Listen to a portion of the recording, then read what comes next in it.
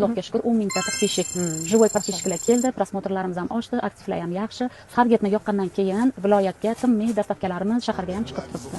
DDD Shopga xush kelibsizlar. Xo'p, men studentim oldilariga keldim. DDD Shop, Bek barakada 264-do'kon va o'tgan safar mana kelib, bular обучение qildilar. Hozir polniy bularda katta assortimentlarda. Gapirib bering.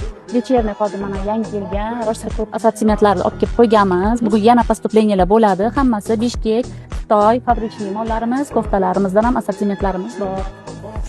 Endi bu o'sha DDD Shop nimamizda boshlaganimga ham ancha bo'lgan, lekin oldinlari internetda sotib ko'rmaganmiz. Endi hozir talablari shunaqa bo'lib turgani uchun internetda yaxshi sotyapmiz. Mana shu biznesimni ham onlayn sotuvga ham qo'yganman. Demak, Dilnoz opa hozirda o'qiymi, o'qimaymi deyotganlarga nima tavsiya qilasiz? Yo'q, albatta o'qish kerak. Men o'zim ham shunaqa bo'lganman, o'qiymi, o'qimaymi, 2 yil shunaqa qilib sizni nimalaringizni kuzatib yurganman.